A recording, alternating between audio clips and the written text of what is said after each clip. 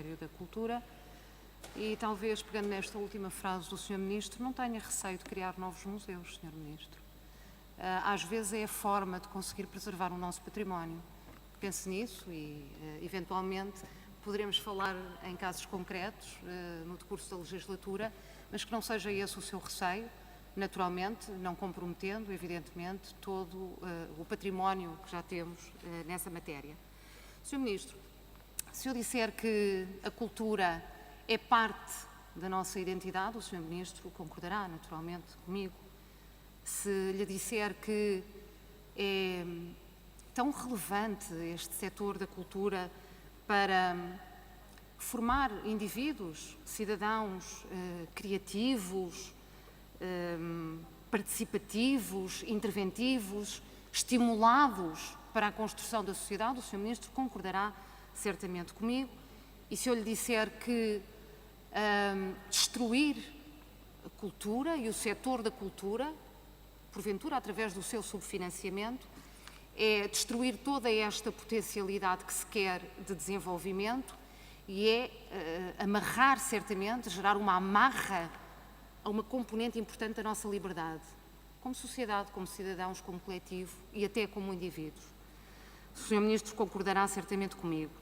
E, portanto, estamos a falar certamente de um setor extraordinariamente importante, mas é um setor que tem sido também extraordinariamente menosprezado por diversos governos e um setor sempre muito secundarizado quando se pensa em apostar naquilo que é promotor do nosso desenvolvimento. Infelizmente tem sido assim.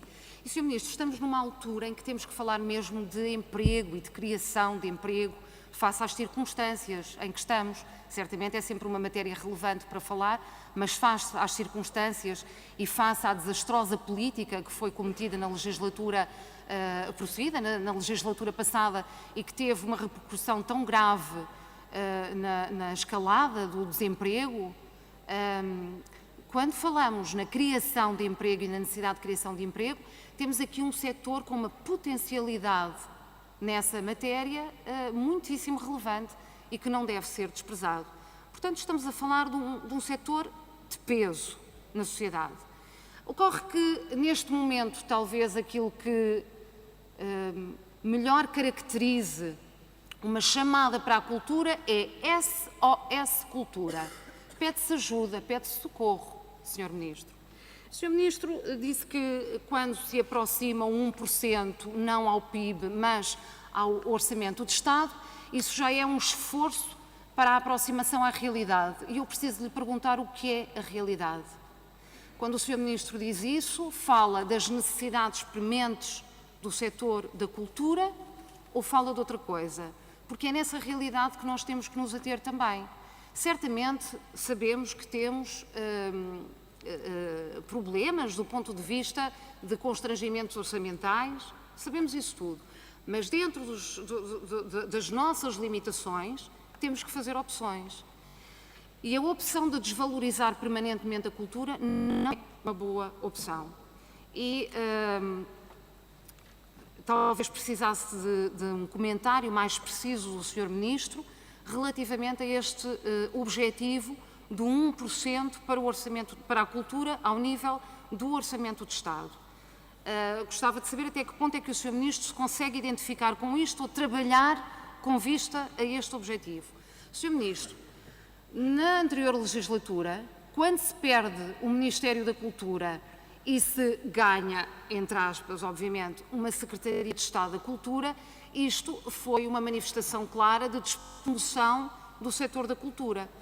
Ao inverso, nesta legislatura, quando é recriado um Ministério da Cultura, as expectativas aumentam necessariamente. Eu acho que isso é por si uma chamada de valorização da área da cultura. Não menosprezo esse facto.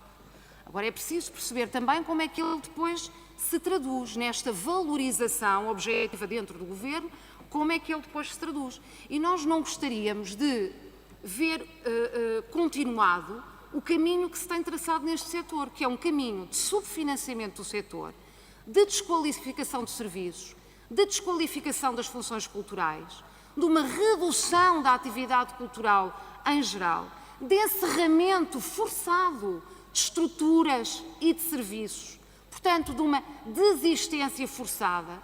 É um setor onde a precariedade dos vínculos é absurda, onde houve muito desemprego, muita imigração, como aqui já foi referido no setor, por falta de oportunidades, por portas fechadas e por uma visão de futuro que não existia. E nós gostávamos de tentar percepcionar uma inversão neste rumo que estava a ser prosseguido. Sr. Ministro, eu já ouvi um responsável do Ministério da Cultura a dizer assim: este é o setor, mais ou menos por estas palavras, não estou naturalmente a citar, mas a dar esta ideia, este é o setor onde talvez haja menos problemas em desinvestir, porque estamos perante gente criativa e, portanto, a criatividade levará a que se encontrem soluções para contornar o subfinanciamento. E sabe qual é a criatividade?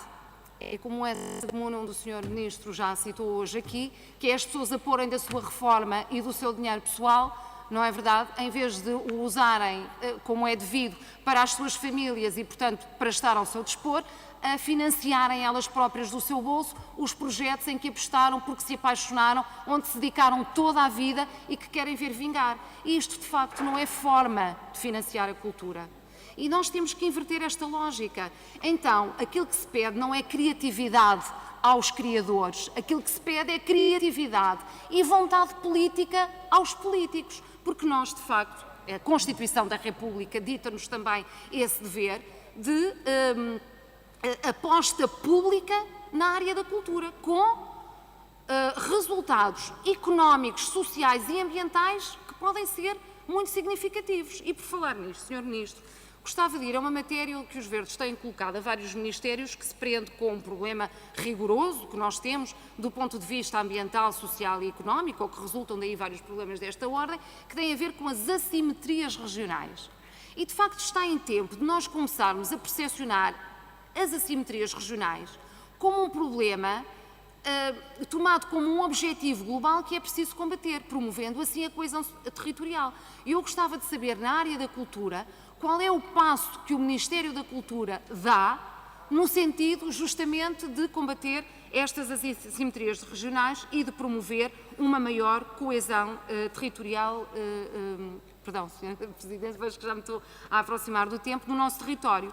Queria dizer-lhe, Sr. Ministro, que é um absurdo os estudantes em visitas de estudo pagarem para entrarem nos museus. A gratuitidade nos museus, designadamente para estudantes em visitas de estudo, é uma aposta que tem que ser feita, é o mínimo, é daquelas coisas mais elementares. E mesmo por fim, Sra. Presidente, para terminar, eu gostava de saber qual é a aposta que vai ser feita numa plataforma, numa base de dados, na área dos arquivos e das bibliotecas, que permitam o acesso de informação aos nossos estudiosos, aos nossos investigadores e aos cidadãos em geral, de informação que está amarrada e que deve ser libertada justamente para o conhecimento público e para a formação das pessoas. Muito obrigada, Sra. Deputada. Para responder, tem a palavra o Sr. Ministro. Muito obrigado.